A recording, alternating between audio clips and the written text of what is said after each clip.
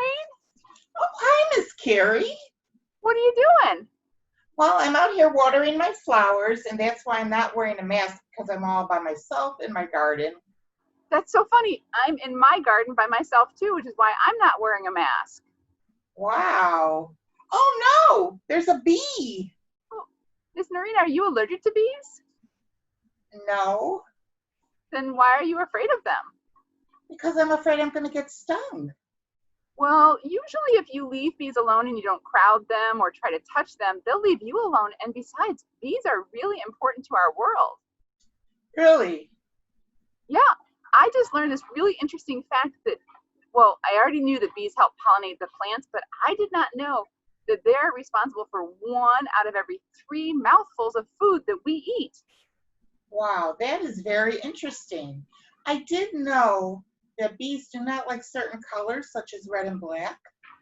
Oh, I didn't know that. That's really cool too. Yeah, isn't that? Yep, Well, I think I'm going to go back to watering my gardens and I won't be afraid of bees anymore. that's awesome. I'm going to make a bee hotel so that the bees can have a good place to live and help our gardens. Very cool. I'll see you later, Miss Carrie. All right, bye, Miss Noreen. Bye.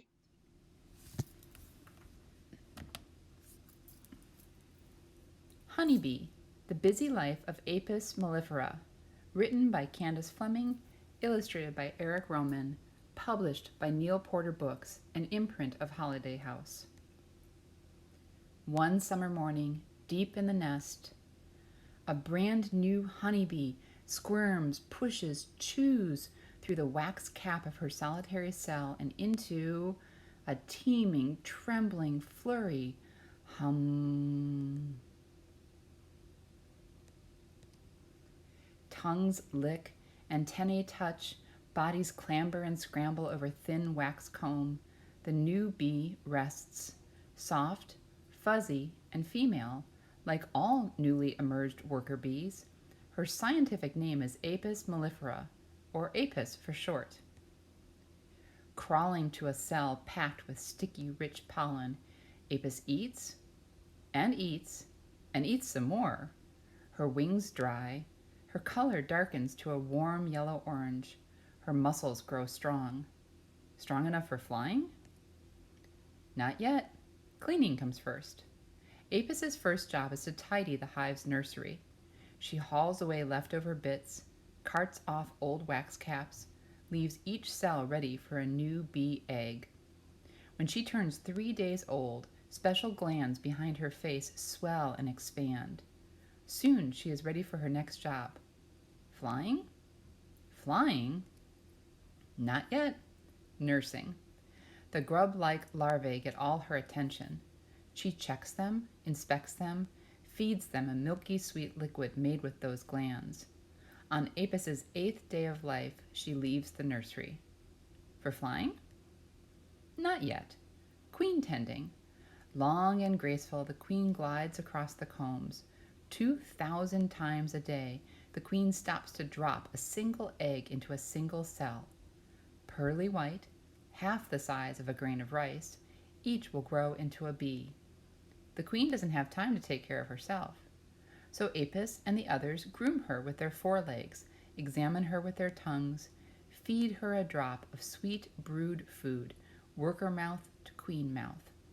As they do, they pick up the queen's scent with their antennae, legs, tongues. They pass this scent along to the rest of the nest, a message that the queen is healthy and safe. When Apis turns 12 days old, glands in her abdomen begin making flakes of white wax. It is time for her new job. Flying? Not yet. Comb building.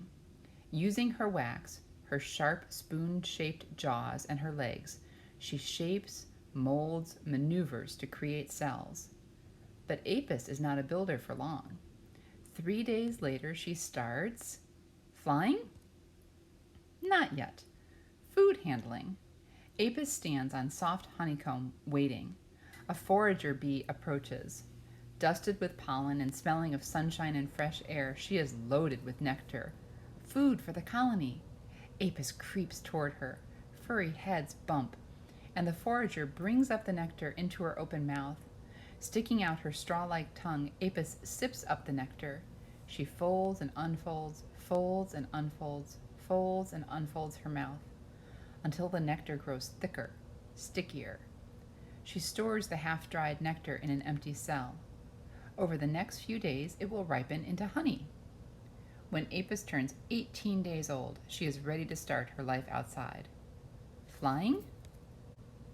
Not yet. Guarding. Against birds or bears and bees from other nests. Patrolling a tiny patch by the hive's entrance, Apis sniffs each incoming worker with her antennae. Friend or foe? 2 bees hover nearby. Apis bends her antennae toward them and tests the air.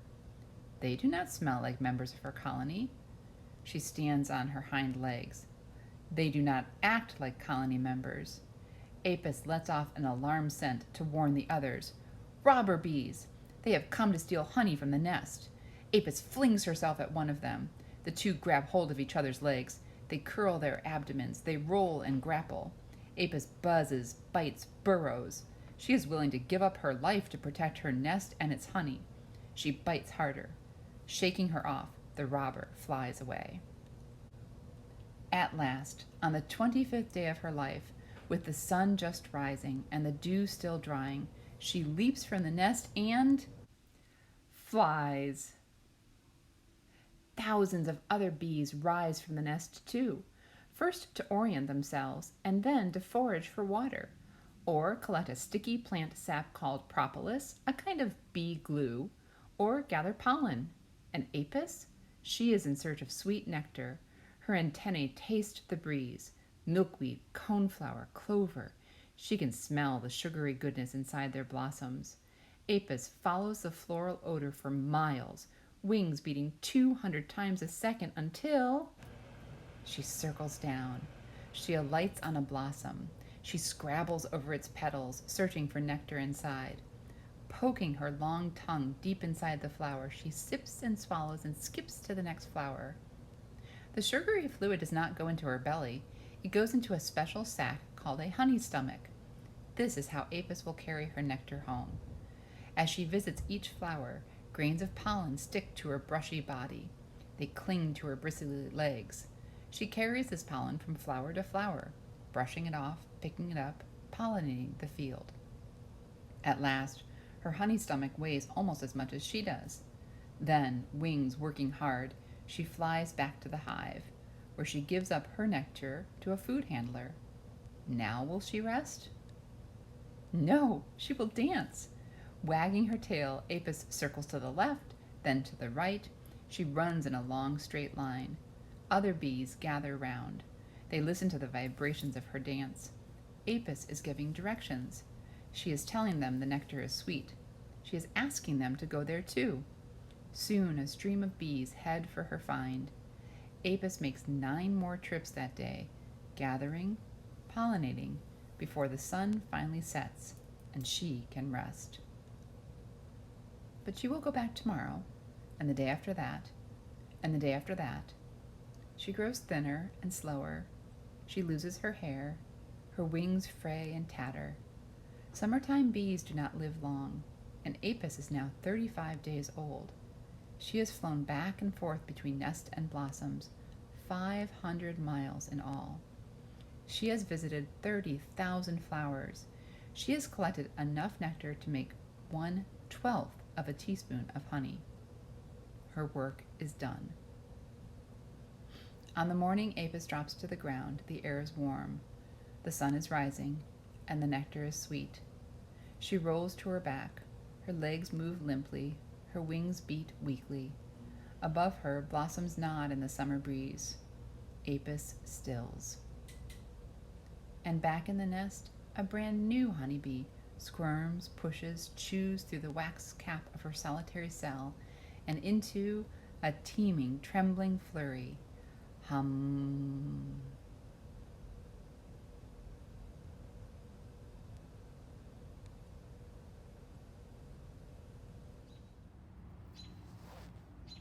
So this is my finished bee hotel. I used an empty oatmeal container And then I decorated the outside of it using pages from a magazine that we were going to recycle anyway.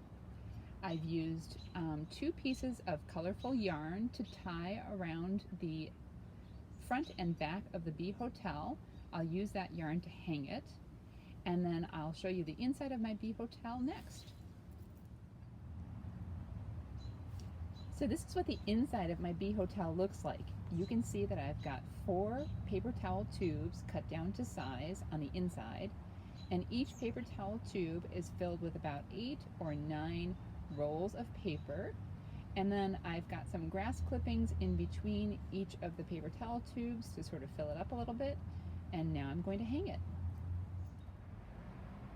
So here is the bee hotel. It's currently hanging from a tree branch, and I'm hoping it's soon home to a lot of friendly bees. Have fun making your bee hotel.